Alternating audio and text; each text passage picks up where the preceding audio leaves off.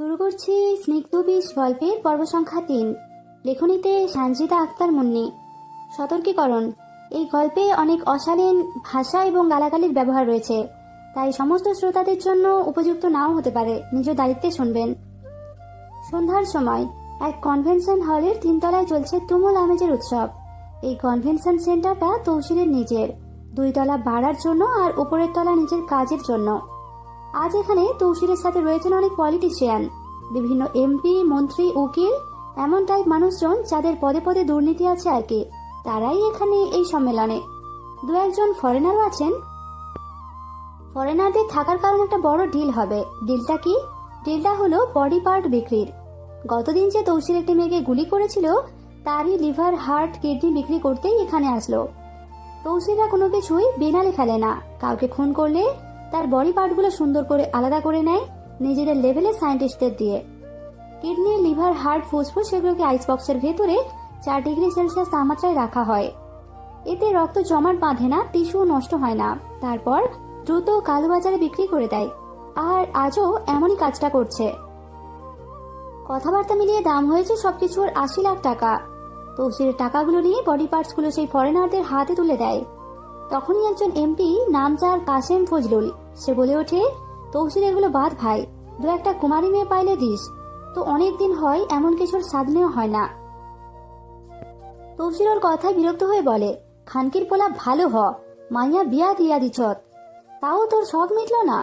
এতে ফজলুল নাক মুখ কুচকে বলে, শখ আর কই মিটে বলতো, তোর দেয়ার কাম দেয়া দিস। নাজেম চাচা মদের গ্লাসটা টেবিলে ঠাস করে রাখতে রাখতে বলেন, আচ্ছা আচ্ছা পাইবি নে, আগে ক্যাশ দে আমার। তখনই আরেকজন বলে, এগুলো বাদ দে, একটা মূল্যবান পাথরের দেখা পাইছি, তোরা কি যাইবি? আমি লোক লাগাইয়া দিচ্ছি। তৌসির নাক মুখ কুচকে বলে, তোরা যা, আমি যাইতাম না, আমার বউয়ে লইয়া কাল পরীক্ষা দিতে নিয়ে যাইতে হইব। বউ পাইয়া মুহূর্তেই পাল্টি খেলি নাকি? আরে ও আমার বউ, আমি ওর জিম্মাদার, ওর সব দায়িত্ব তো আমারই, তাহলে এখন ওর পাশে থাকতে হইব না? এমনিতেই ছোট বাচ্চা। তৌসিরের কথা শুনে ফজলুল বলে, বাহ, কচি বউ পাইয়া মুহূর্তেই পাল্টি খেলি। তৌসির ওর কথা শুনে রক্ত চোখে ওর দিকে তাকিয়ে বলে, গরুর বাচ্চা, লেওড়ামি বন্ধ কর। আমার বউয়ের নাম মুখে মানবি না। ও আমার বউ, ও আমার ইজ্জত, ওরে নিয়ে একটাও বাজে কথা আমি সহ্য করব না। তৌসিরকে রেগে যেতে দেখে ফজলুল নিজের মুখ সামলে নেয়, কারণ ও জানে বেশি উল্টোপাল্টা বকলেই তৌসির ওর গর্দান আস্ত রাখত না। এদিকে স্থানীয় থানায় ঘুরছে এক কেলেঙ্কারি। নাজহার ৮ নম্বর চাচা তানভীর সাহেবকে পুলিশ ধরে নিয়ে এসেছে রাস্তার টং দোকানের পাশ থেকে। কোনো কথাবার্তা ছাড়াই নিয়ে এসেছে, এখনো বলছে না কেন নিয়ে এসেছে। তবে কিছু সময় পার হতেই ওনাকে ছাড়াতে ওনার বড় বোন নৌমি চলে আসেন, যিনি একজন ডিফেন্স লয়ার। বয়স ৩৬, কিন্তু এখনো তিনি অবিবাহিত। তার অবশ্য কারণ আছে বটে, তবে তা না হয় পরে জানতে পারবেন। উনি এসে পুলিশের সাথে কথা না বলে সরাসরি ওনার ভাইয়ের কাছে আসেন। হাবিলদারকে বলেন সেল খুলতে, কিন্তু হাবিলদার খোলেন না। এতে উনি দাঁত ধমক দিয়ে বলেন, আমি ওনার উকিল, আমার কথা বলার রাইট আছে। তখন পেছন থেকে ওসি বলেন, যেতে দাও। নৌমি এক নজর পেছনে তাকিয়ে তারপর সেলের ভিতরে ঢোকেন। তানভীরের সামনে গিয়ে দাঁড়ান আর জিজ্ঞেস করেন, কি জন্য এসেছিস এখানে? তানভীর ইতস্তত গলায় বলেন, আমি জানি না, আমি দোকানে দাঁড়িয়েছিলাম, হঠাৎ ওসি গিয়া কয় আপনার আমাদের সাথে যাইতে হইব, আর তাই চইলা এসছি। এটা শুনে নৌমির শরীর রাগে চলে যায়। কি বেহায়ার মতো কথা! নৌমি আর নিজেকে কন্ট্রোল করতে পারেন না। দাঁত চেপে টাস টাস করে তানভীরের গালে দুটো ঝাঁঝালো থাপ্পড় বসিয়ে দিয়ে বলেন, কার বাল ছিঁড়ছো তুমি? ওরা তোমারে কইলো জেলে আসতে আর চইলা আইলা? গরুর বাচ্চা নাকি? যখন কারণ বলে নাই তখন ওখানে ওগো কবর দিতে পারলি না? তানভীর থাপড় খেয়ে গালে হাত দিয়ে দাঁড়িয়ে থাকেন। নৌমি আর কিছু বলে না, মারমুখো হয়ে বেরিয়ে আসেন ওসির ডেস্কে। ওসির থেকে রক্ত চোখে যেয়ে জিজ্ঞেস করেন, আমার ভাইকে কেন এখানে নিয়ে এসেছিস রে? ওসি উঠে দাঁড়িয়ে আমতামতা করে বলেন, জালিয়াতির কেস আছে ম্যাডাম। নৌমি এটা শুনে হাত বাড়িয়ে এক টানে ওসির কোলার ধরে ডেস্কের চেয়ার থেকে টেনে তুলে নিয়ে ওসির চোখে চোখ রেখে কঠিন গলায় বলেন, তুই জালিয়াতির মামলা আমাকে শিখাস? শাওয়ার কেস আমারে শিখাস? তুই যে ঘুষ রোধ খাইয়া মেতে থাকিস, ওই সব এভিডেন্স পেশ করবো কোর্টে? কারণ বল খানকির ছেলে। ওসি অমন হুমকি শুনে হাঁপাতে হাঁপাতে বলেন, ম্যাডাম দেখুন, আমি ছেড়ে দিতাম, শুধু প্রুফ দেখাতেই নিয়ে আসা। নৌমি চিৎকার করে বলেন, যখন তুই এর জন্য এসেছিস তাহলে আমার ভাইরে এসির নিচে কেন রাখিস নাই? আমার ভাইরে কেন কষ্ট পাইতে হলো? ওসি আমতামতা করে বলেন, ও ওকে আপনি নিয়ে যান। নৌমি এটা শুনে ওসির কলার ছেড়ে দেন। এতে ওসি গিয়া দুকদম পেছনে পড়েন। নমি ওসির দিকে তাকিয়ে বলেন, আর নেক্সট ডে যদি তালুকদার বাড়ির কেউ থানায় আসে, তাহলে তোর কবর এই থানায় আমি নমি সিদ্দিকি নিজ হাতে খুঁড়ব। জানোয়ারের বাচ্চা। নমি বাইরে এসে তানভীরকে সেল থেকে হাত ধরে নিয়ে বেরিয়ে আসেন। বিষাক্ত দৃষ্টিতে চারপাশে তাকিয়ে থাকতে থাকতে বের হন। থানার সবাই মাথা নিচু করে তাকিয়ে রইল। তালুকদারদের পাওয়ারই এমন যে আজ পর্যন্ত কেউ ওদের জেলের পেছনে বন্দি করে রাখা সম্ভব হয়নি। নমি তানভীরকে গাড়িতে বসিয়ে ড্রাইভারকে গাড়ি স্টার্ট দেওয়ার কথা বলেন, আর তানভীরের দিকে তাকিয়ে বলেন, যদি আর শুনি বিনা কারণে সামান্য কারণে তুই এখানে এসেছিস, তো খোদার কসম তোরে আমি নিজ হাতে কুপামো। তানভীর মাথা নিচু করে রাখেন। নমি আবার বলেন, যদি কেউ তোকে বিনা কারণে অ্যারেস্ট করতে আসে, কারণ না বলে যেখানে দাঁড়িয়ে থাকবি সেখানে দাঁড়িয়েই ওর মাথা আলাদা করে নিবি, বাকিটা আমি দেখে নিব। তানভীর মাথা নাড়ান। এখন রাত 10টার কোটায়। খাওয়া দাওয়া শেষে সবাই নিজ নিজ রুমে নিদ্রায় ডুবিবার জন্য প্রস্তুতি নিয়েছেন। আজ তৌসিরও বাড়িতেই এমন সময়। নাজহা নিচে মাটিতে শুয়েছে, আর তৌসির বিছানায়। নাজহার চোখে ঘুম নেই। কিভাবে থাকবে? আগামীকাল IELTS এক্সাম। বিয়ের দিন সকালেও ক্লাস করেছে, আর জোহরের পর এসেই বিয়ে। আগামীকালের এক্সামের চিন্তায় মাথা ঘুরে যাচ্ছে। এসএসসি দেওয়ার পর থেকে মরতে মরতে পড়ছে। দুবার কোর্স করে এইবার পরীক্ষায় বসছে। প্রথমবার বসেনি কারণ ওর টার্গেট ডিরেক্টর নয়, পয়েন্ট নয়তো 8 পয়েন্ট। ওর একটাই স্বপ্ন, আর তা হলো কুইন মেরি ইউনিভার্সিটিতে পড়া। HSC-তেও GPA 5 পেয়েছে।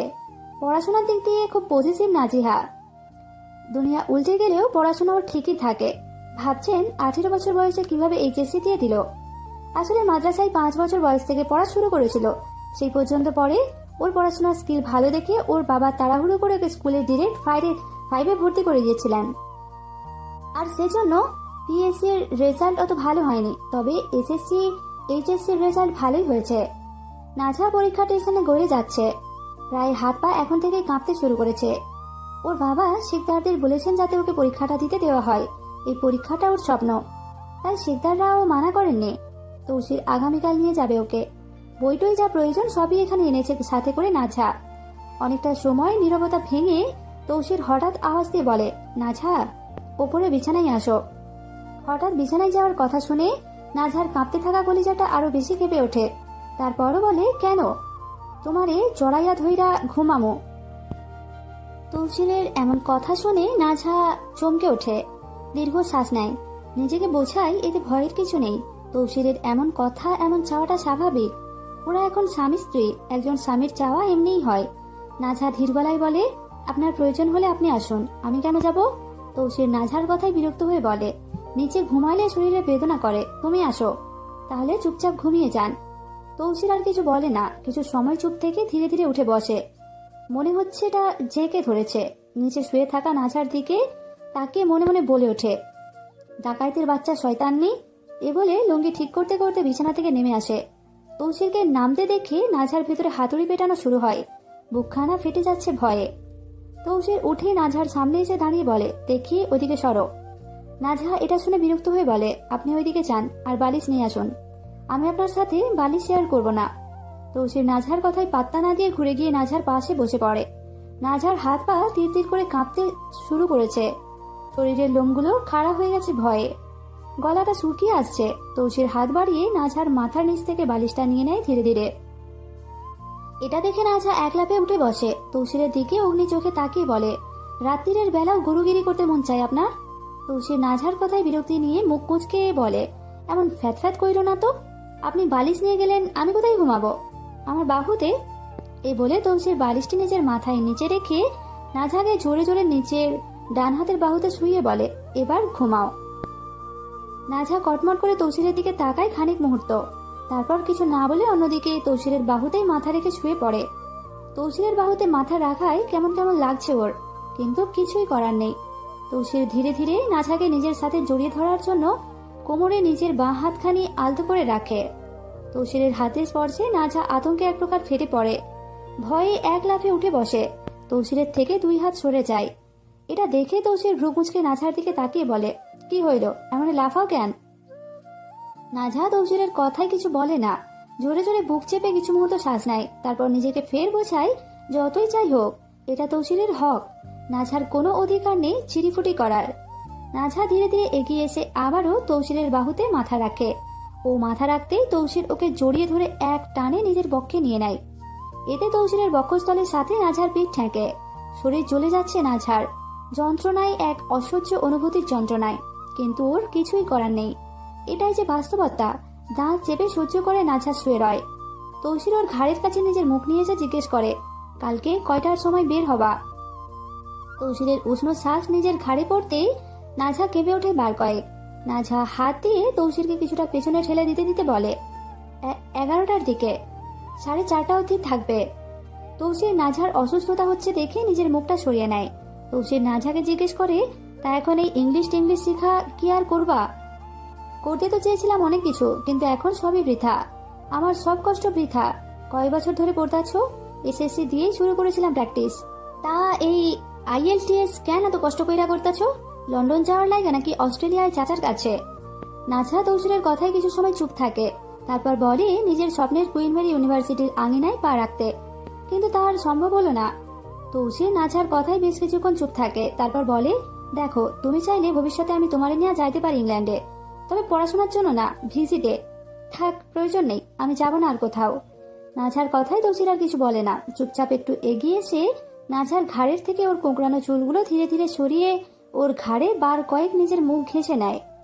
নাঝার এই যন্ত্রণা আর সহ্য হচ্ছে না, রাগে শরীর খাঁ খাঁ করছে। নাঝা ভয়ে নিজের ওপরে রাখা তৌসিরের হাতের আঙুল চেপে ধরে আমতামতা করে বলে, কি করছেনটা কি? তৌসির মৃদু হেসে বলে, তোমার গন্ধ মাখছি। নাঝা তৌসিরের কথার প্রতি উত্তরে কঠিন গলায় বলে, এর আগে কত নারীর গন্ধে মেখেছেন? যদি বলি তুমি প্রথম, আমি মরে গিয়ে জীবিত হলেও এই কথা বিশ্বাস করব না জীবনেও। নাঝার কথায় তৌসির দীর্ঘ শ্বাস ছেড়ে আলতো গলায় বলে, কারো উপর যদি তোমার বিশ্বাস না থাকে, তবে সে যদি মহাসত্যবাদীও হয়, তারপরও তোমার তার সব কথা মিথ্যে মনে হবে। নাঝার কাছে তৌসিরের জ্ঞান দেওয়া মোটেও পছন্দ হয় না। তৌসিরের মতো মানুষের কাছ থেকে এত বড় কথা নাঝার ঠিক হজম হয় না। নিজেকে কিছুটা ছাড়িয়ে নেওয়ার জন্য সরে যায় সে। নাঝাকে নড়তে দেখে তৌসির বিরক্তি গলায় বলে, এত নইল না, লুঙ্গির গিট খুইলা চাইব। নাঝা আর তৌসির বেরিয়েছে পরীক্ষার উদ্দেশ্যে এই কিছু সময় আগে বাড়ি হতে। তৌসিরের পরনে সাদা লুঙ্গি আর পাঞ্জাবি, সাথে তো আছেই একটা কালো মুচির কোট। নাঝা কালো বোরকায় মোড়ানো, চোখ দুটো শুধু দেখা যাচ্ছে। তৌসির ওকে হাঁটিয়ে নিয়ে যাচ্ছে স্টেশন অব্দি। স্টেশনে গিয়ে গাড়িতে উঠবে। নাঝা আপন মনে হাঁটছে আর নিজের মনকে ভয় ডর থেকে বাঁচানোর চেষ্টা করছে। তৌসিরকে বউ নিয়ে হাঁটতে দেখে পথিমধ্যে সবাই আর চোখে দেখছেন নাঝাকে। এতে বড্ড অস্বস্তি হচ্ছে। তৌসির সবাইকে এভাবে তাকাতে দেখে হাঁটতে হাঁটতে নাক মুখ কুঁচকে বলে, শাওয়ার এক মানুষজন, এদের লাইগা বউ নিয়েও একটু হাঁটতে পারবো না। নাঝা গালি শুনে নাক মুখ কুঁচকে ফিসফিসে বলে, সব সময় এই এক গালি। তৌসির নাঝার কথায় ওর দিকে ঘাড় ঘুরিয়ে তাকিয়ে বলে, তালুকদারের মাইয়া, গালি দিলে মন শান্তি হয়। মন মেজাজ ভালো রাখতে হলেও অন্তত গালির চর্চা করাটা জরুরি। নাঝা আর কিছু বলে না এটা শুনে, কারণ বলার মতো কিছু নেই আর। এদের মতো মানুষের সাথে তর্কে না জড়ানোই উত্তম। কিছু সময় হেঁটে নাঝা আর হাঁটে না, দাঁড়িয়ে যায় আর হাঁটতে পারছে না। স্টেশনে এখনো অনেকটা পথ বাকি। এত হাঁটা নাঝার রুচির মধ্যে পড়ে না। তৌসির ওকে দাঁড়িয়ে যেতে দেখে নিচেও দাঁড়িয়ে যায়, তারপর পেছনে তাকিয়ে জিজ্ঞেস করে, কি হইল, আও না কেন? আমি আর হাঁটতে পারছি না, গাড়ি নিন তো। তৌসির নাঝার কথায় বিরক্ত হয়ে বলে, নবাবের বেটি, চুপচাপ চল। এই রাস্তায় তোর বাপ গাড়ি নিয়ে বসে আছে যে তুই গাড়ি চড়বি? কথায় কথায় বাপকে টানতে দেখে নাঝা দাঁত চেপে বলে, আমি যাব না গাড়ি ছাড়া, আগে গাড়ি নিন। তৌসির নাঝার জেদ দেখে নিজের লুঙ্গির কোণ 2 হাত দিয়ে তুলে ধরে নাঝার কাছে আস্তে আস্তে বলে, চুপচাপ চল, সাওয়াগিরি করিস না এই মাঝ রাস্তায়। নাঝাও নাছুর বান্দা, তাই তো ঘাট তেরামি করে উত্তর দেয়, আমি হেঁটে যাব না গাড়ি ছাড়া, আপনি গাড়ি রিজার্ভ করুন। তৌসির এটা শুনে মুখ বাঁকিয়ে বলে, লুঙ্গির নিচে আন্ডার প্যান্ট পরি না পয়সার অভাবে, আর তুই রিজার্ভ গাড়ি মারাস? নাঝা তৌসিরের কথায় বড্ড লজ্জায় পড়ে যায়। ছি, কি বানি! তারপরে বলে, আমি গাড়ি ছাড়া কিছুতেই যাব না। তৌসির নাঝার কথায় ওর দিকে আর চোখে কিছু সময় চুপ করে তাকিয়ে থাকে, তারপর বলে, তুই না গেলে না যাস, তোর পরীক্ষা, আমার না, আমি বাড়ি গেলাম। বাড়ি যাওয়ার কথা শুনে নাঝা ঘাবড়ে গিয়ে আর একটা শব্দ ব্যয় না করে চুপচাপ সামনে আগায়। তৌসির এটা দেখে আপন মনেই বলে, এক নাটক ঝুলাইছে দয়াল আমার গলায়। এ বলে নিজের ডান হাতে লুঙ্গি তুলে আর বাঁ হাত দিয়ে নাঝার ডান হাতটা নিজের হাতের মুঠোয় নিয়ে হাঁটতে শুরু করে। নাঝা নিজের হাত ছাড়ানোর চেষ্টা করে বলে, আমার হাত ছাড়ুন। হাত ধরলেন কেন? তৌসির নাঝার হাত আরো শক্ত করে ধরে বলে, রাইতে আমার কোলে ঘুমাইতে পারো আর দিনে হাত ধরলেই খ্যাত করো? নাজহা তৌসিরের মুখের এই বিষাক্ত বাণী শুনে রাগে ফাটতে শুরু করে। বড় কথা বলল। নাজহা ফিসফিসিয়ে রাগী গলায় বলে, আজ রাতে শুধু আইসেন জড়িয়ে ধরে ঘুমাইতে, তখন দেখবেন কি করি। সেদিনের মতো বিচ্ছু ঢুকাইয়া দিব লুঙ্গির নিচ দিয়া। নাজহা সামনে পা ফেলতে ফেলতে বলে, সেদিন তো সরিয়ে নিয়েছি, আজ রাতে আর সরাবো না। এই তুই তো দেখি বউয়ের নামে শত্রু। নাজহা তৌসিরের কথায় ওর মুখের দিকে মুখ তুলে তাকিয়ে বলে, শত্রু ঘরের মেয়ে করছেন, তাহলে শত্রু তো হবই। শত্রু তুই ঘরের মাইয়া হইলেও এখন তুই আমার বউ, আর আমি আমার বউয়ের সবচেয়ে আপন মনে করি, যদিও সে শত্রু হয়। নাজহা তৌসিরের কথায় ওর দিকে তাকিয়ে বলে, প্রেম তো দেখি বাটি বাটি হয়ে গলে পড়তেছে। তৌসির নাজহার কথায় ক্ষীণ হাসে, তারপর বলে, এটা প্রেম না, এটা খালি দায়িত্ব। আর তোমার বয়স অনেক কম, তাই তোমার প্রতি আমার ভাবনাটাও একটু বেশি। তৌসিরের কথা শুনে নিঃশব্দে কিছু সময় চেয়ে রয় নাজহা তৌসিরের মুখ পানে। কি মিঠা বাণী ঝরলো ওর তিতা মুখ থেকে। তখনই ওদের পাশে একটা সিএনজি এসে থামে। সিএনজি ড্রাইভার মাথা বের করে দাঁত কেলিয়ে হেসে বলে, ও তৌসির ভাই, কই যাইবেন? একটান দিতাম নাকি আপনারে? তৌসির থেমে গিয়ে ওর দিকে তাকিয়ে বলে, দরগা গিয়ে যাইমো। ও তাইলে আয়েন, সাথে কেডা, আপনার বউ? আমাদের ভাবি নাকি? তৌসির ওর কথায় নাজহার দিকে এক নজর তাকায়, তারপর ওর দিকে তাকিয়ে বলে, না, আমার মাইয়া, বউ না। নাজহার হার্ট অ্যাটাক করার মতো অবস্থা। কি বলছে এই তৌসির? ড্রাইভার লায়েক এটা শুনে বলে, ছি ছি, কি কঞ্জে ভাই, আমি জানি এটা আমাকে ভাবি। ওর কথায় তৌসির নাজহাকে নিয়ে গাড়িতে উঠতে উঠতে বলে, যখন জানোস তাহলে আর জিজ্ঞাস কেন, চল তাড়াতাড়ি। লায়েক আর কিছু বলে না, চুপচাপ গাড়ি স্টার্ট দেয়। কিছু সময় বাইরে এদিকে ওদিকে তাকিয়ে তৌসির লায়েককে জিজ্ঞাসা করে, এই লায়েক, পেঁয়াজের কেজি কত আইলো রে? লায়েক হাবলার মতো হেসে বলে, ভাই আর কইয়েন না, গতকাল রাইতে 70 টাকা ছিল, আজ সকালে 80 টাকা হইয়া গেছে। তৌসির দামের কদর শুনে বলে, যেই দাম বাড়তাছে সবকিছুর, 3 পথের মোড়ে থালা নিয়ে বসতে হইব দেখতাছি।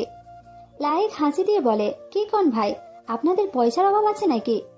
পয়সার অভাব কার নাই ভাই, কত এই দুনিয়ায় অভাব আর অভাব, খালি অভাব। তাও ঠিক করছেন ভাই, অভাব করে সব নষ্ট স্বভাব। তৌসির তখনই বাইরে তাকিয়ে দেখে একটা জমি কুড়া হচ্ছে। এটা দেখে বলে, শাওরা নাদিরা সব জমি জমি কুইরা খাইয়া নিতাছে। লায়েক হাসি দিয়ে বলে, কি কমু ভাই, মাইন্সে কিছু বুঝে না, গরিব কিশোরগুলার মাথার উপর ছাদ ভাঙে। তৌসির দীর্ঘশ্বাস ছেড়ে বলে, ভাবতাছি এবার বৈশাখ মাসে আমরা ক্ষেত করবো না, গ্রামের কৃষকদের দিয়া দিমো ক্ষেত করার লাইগা। কি করব, সংসার চলতে হইব ওগো। লায়েক বলে, আপনারা আছেন বইলাই ভাই এখন এই গরিবদের মুখে দুমুঠো ভাত জোটে। এই যে গাড়িটা লইয়া দিলেন আমারে। তৌসির দীর্ঘশ্বাস ছেড়ে বলে, কোনো বাল তো ছিঁড়তে পারেন নাই মানুষের লাইগা, তাই এই বালি ছিঁড়ি, কি আর করবো। লায়েক অট্ট হাসিতে ফেটে পড়ে বলে, আপনার মুখের গাইগুলো অনেক ভালো লাগে ভাই।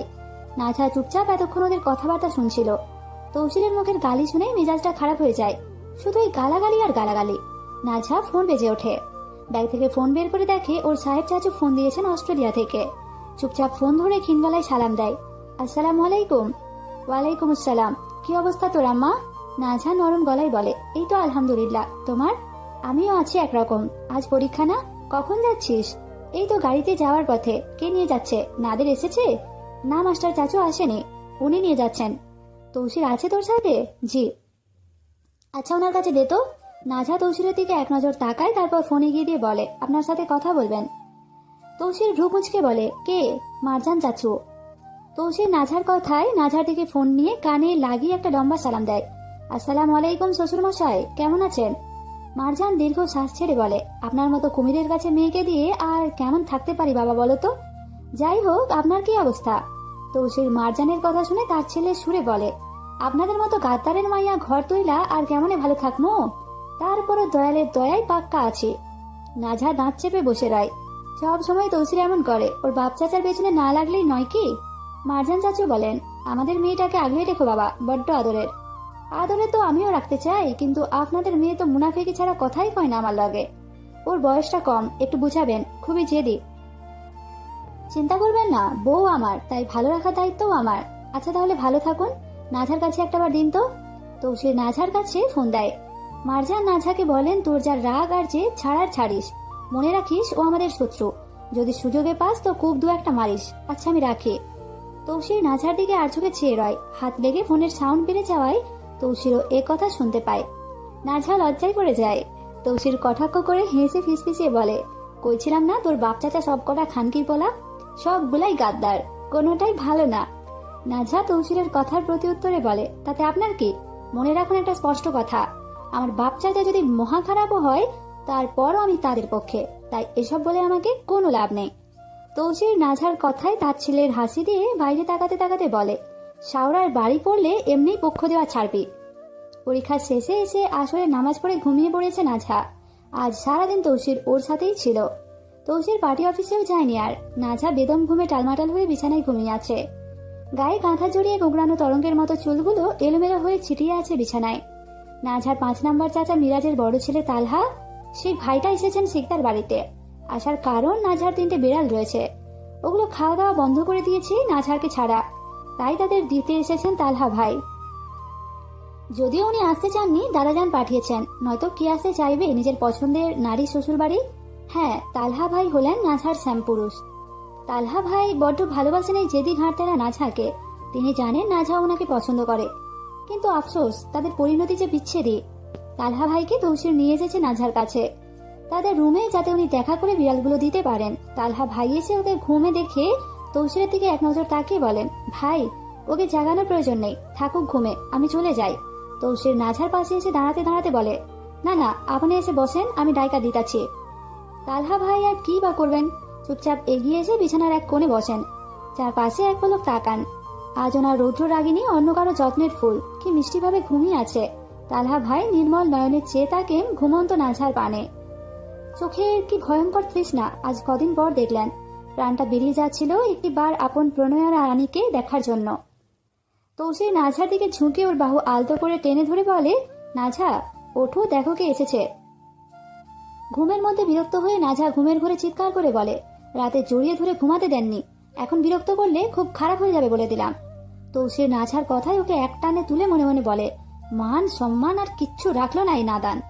রাতে জড়িয়ে ধরে ঘুমাতে দেননি, এই কথাখানি তালহা ভাইয়ের কর্ণপাত হতেই মনে হয় ওনার কলিজাটাকেও অল্প অল্প করে ধীরে ধীরে টেনে বের করে নিল। তালহা ভাইয়ের অন্তর ফাটতে শুরু করেছে, অস্থির হয়ে পড়েছেন উনি, হাত পা আপনা আপনি কাঁপতে শুরু করেছে, নিজেকে দমিয়ে রাখাটা সাধ্যের বাইরে চলে যাচ্ছে। তৌসির নাজহাকে এক টানে তুলে বসায়।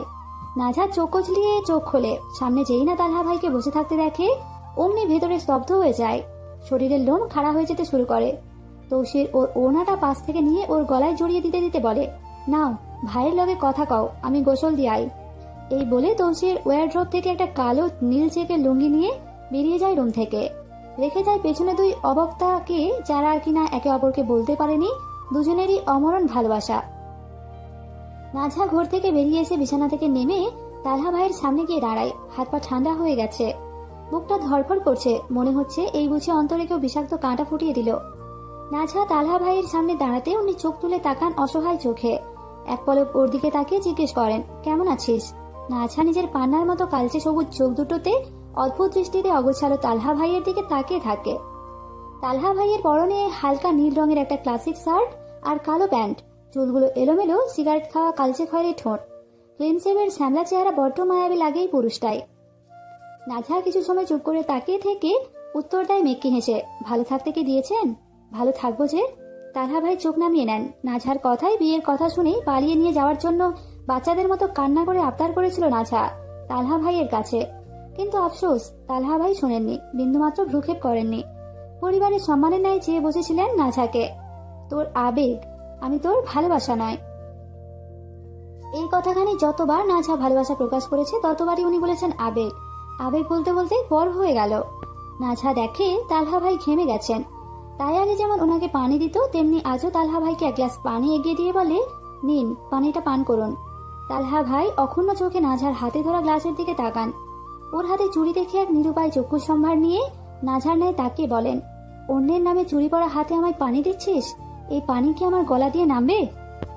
নাজহার কলিজায় লাগে তালহা ভাইয়ের আধার গ্লানির আর্তনাদ।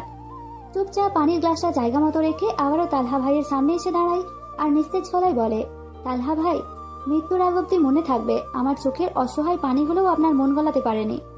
তালহা ভাই নাজহার কথায় বুক ভরা বিমর্ষতা নিয়ে মৃদু হেসে বলেন, আমাদের মিলন কখনোই হওয়ার ছিল না যে। হ্যাঁ ছিল না তো, আপনি চাননি তাই এটা হয়নি। তালহা ভাই নির্মূল হেসে বলেন, কিছু জিনিস চাওয়া বা সাধ্যের বাইরে থাকে যে।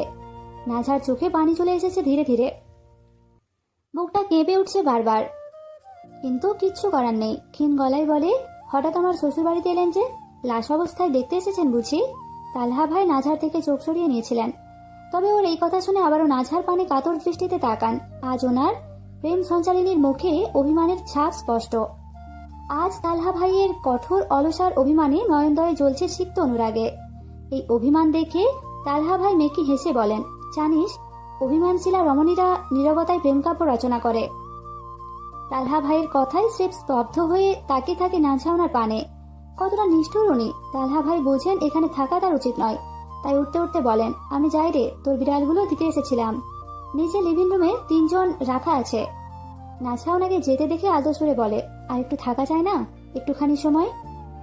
তালহা ভাই ওর কথাই হেসে বলেন, কি করব থেকে থেকে গেলেই তো আর তুই আমার হবি না। নাঝার ভেতরটা ফেটে পড়তে থাকে। মনে হচ্ছে পাহাড় ধসে পড়লো ওর ওপরে। এভাবে যদি আগে বলতেন, তাহলে মুহূর্তে ওনার নামে 10-12 বার কবুল বলে দিত নাঝা। তবে আজ আর বলতে পারবে না, আর আজই এমন কথা বলছেন তিনি। নাঝা তালহা ভাইকে বলে, ওপারে হব, আপনি ওপার অব্দি অপেক্ষা করবেন আমার জন্য?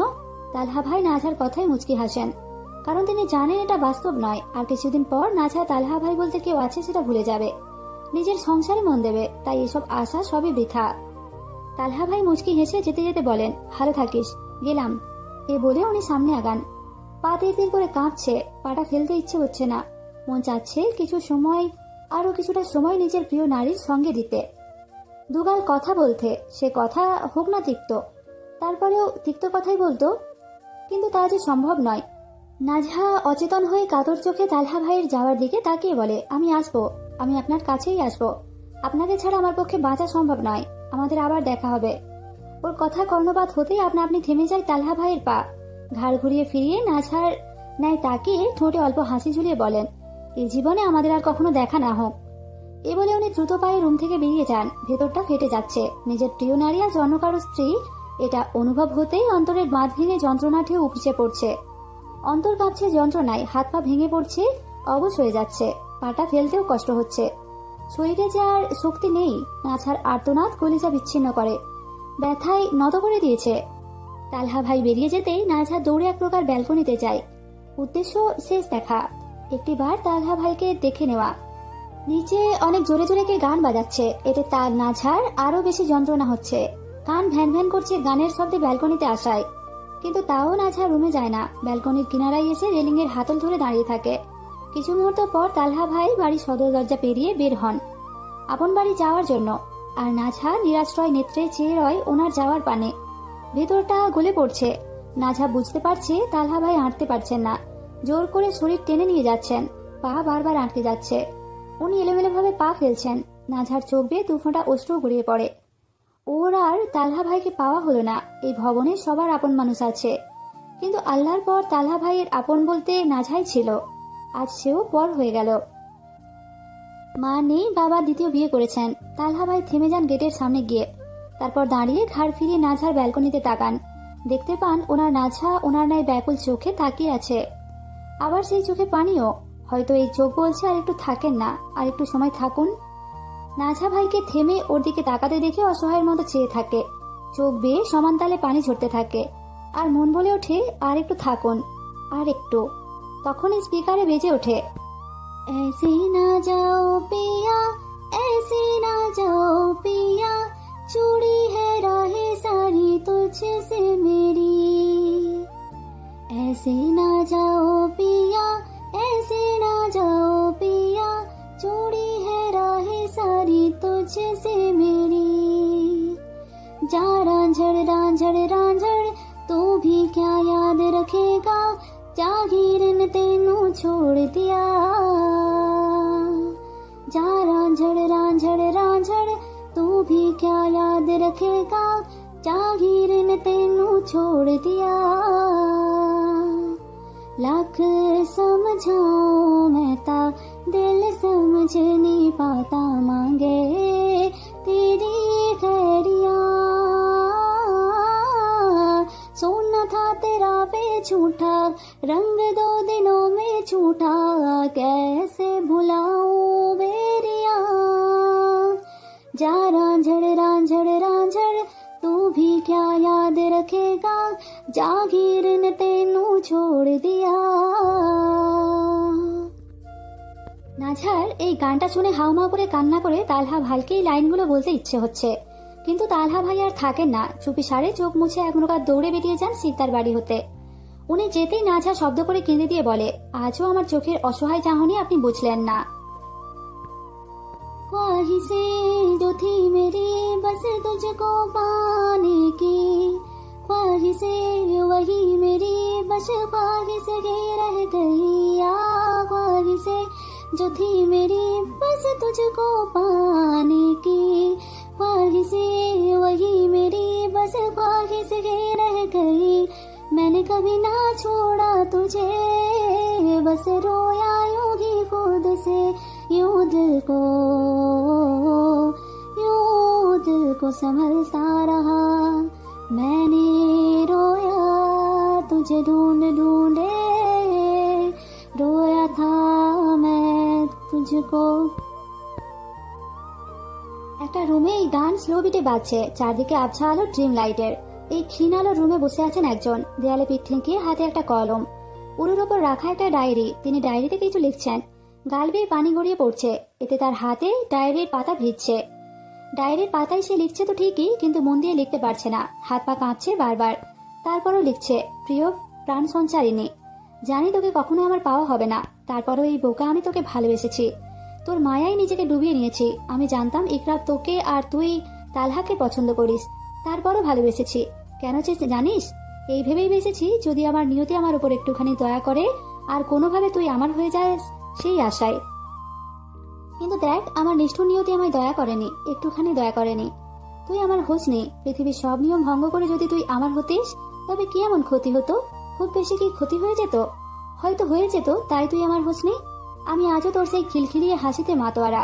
তুই আমার অন্তরের গহ্বরে লুকিয়ে থাকা এক টুকরো বাঁচার আশা, যা আজও নিভে যায়নি। এ বলে তিনি নিজের চোখের পানি মুছলেন, গলা আবারও শুকিয়ে আসছে যন্ত্রণায়। তবু কলম থামল না, আবারও কাঁপা হাতে লিখলেন, তোকে পাইনি এতে দুঃখ নেই, কিন্তু তোকে বলা হয়নি যে তুই বলতেই আমি নিঃস্ব, আর হয়তো কখনো বা বলাও হবে না। তুই তো আমার ছিলি না, তাই হোসনি, কিন্তু মন চেয়ে বড্ড বেহায়া। তুই অন্য কারো, অথচ আজও তোকে নিয়ে বুনি হাজারো স্বপ্ন, না পেয়েও পাওয়ার লোভ পিছু ছাড়ে না। কখনো মনে হয় হয়তো কোনো জন্মে অন্য কোনো আকাশের নিচে আমরা সত্যিই এক হব, সেদিন তোর হাত ধরতে আর কোনো বাধা থাকবে না। আর যদি তা নাও হয়, তবু জেনে রাখিস, প্রতিটি নিঃশ্বাসে প্রতিটি অশ্রুবিন্দুতে আমি কেবল তোরই নাম লিখে যাই, চির অপূর্ণ প্রেমিক। তৌসির তাড়াহুড়ো করে রুমে ঢুকে নাঝা টেবিলে বসে স্পিকিং প্র্যাকটিস করছে। হঠাৎ তৌসিরকে এমন হন্তদন্ত হয়ে ঘরে ঢুকতে দেখে নিজের অনিচ্ছায় উঠে দাঁড়ায়। তৌসির কোনো দিক না তাকে ওয়ারড্রোবের ড্রয়ার খুলে কিছু খোঁজে। কিছু সময় খুঁজে না পেয়ে ঘাড় ফিরিয়ে তাকে নাঝাকে উদ্দেশ্য করে বলে, এখানে 12টা পাউডারের ছোট প্যাকেট রাখা ছিল, ওগুলো দেখেছো? নাঝা পাউডারের কথা শুনে তৌসিরের দিকে তিক্ত নয়নে চেয়ে বলে, পাউডার বলছেন কেন? ওগুলোকে ড্রাগস বলুন না। তৌসির নাঝার মুখ থেকে এইসব কথা শুনে দ্রুত পায়ে ওর দিকে এগিয়ে এসে বলে, ও তুমি দেখেছো? এগুলো কই, তাড়াতাড়ি দাও। নাঝা আশেপাশে আলচেমি চোখে বুলিয়ে তারপরে সোজা উত্তর দেয়, ওগো, ওগুলো আমি ওয়াশরুমে ফ্লাশ করে দিয়েছি শুনে তৌসিরের মাথা নষ্ট হয়ে যায়। ক্রোধে উন্মত্ত হয়ে অগ্নিদগ্ধ চোখে তাকিয়ে থাকে নাঝার দিকে। তেড়ে এসে বলে, কি কস মাগি, তুই এরকম কাজ কেমনে করলি? তৌসিরের মুখে আমার বিশ্রী গালি শুনে রাগের আঁচে পুড়ে যায় সারা দেহ। তাই দাঁত চেপে বলে, যা শুনেছেন তাই বলেছি, আমি ফ্লাশ করে দিয়েছি। তৌসির নাঝার সামনে এসে দাঁড়ায়, রাগ তার বুকে ঘুমড়ে উঠছে, ওর এক একটি নিঃশ্বাস বজ্রপাতের সমান। তৌসির হুঙ্কার দিয়ে বলে, নাদানের বাচ্চা, চুপচাপ বের কইরা দে, নয়তো তোর কলিজার উপর উঠে আজান দিমু, মুনাফিকি ছাড়াইয়া দিমু একদিনে। নাঝার বড্ড ভয় লাগতে শুরু করে, কিন্তু তারপরও সাহস নিয়ে তৌসিরের চোখে চোখ রেখে বলে, আমি ফ্লাশ করে দিয়েছি। তৌসির লুঙ্গির কোণ তুলে হাতে নিতে নিতে বলে, এক টানে ধইরা সাওয়া ফালাইয়া দিমু, চুপচাপ বের কর, কাস্টমার টাকা দিতে আইছে। নাঝা সোজা উত্তর দেয়, আমি বললাম তো ফ্লাশ করে দিচ্ছি, তো কোথা থেকে পাবো? তৌসির অগ্নি চোখে নাঝার ন্যায় তাকিয়ে ওর দিকে হাত বাড়ায়, উদ্দেশ্য গলা টিপে মেরে ফেলা, ধ্বংস করে দেওয়া। তৌসিরের কাছে কোনো কিছুর মাপ নেই।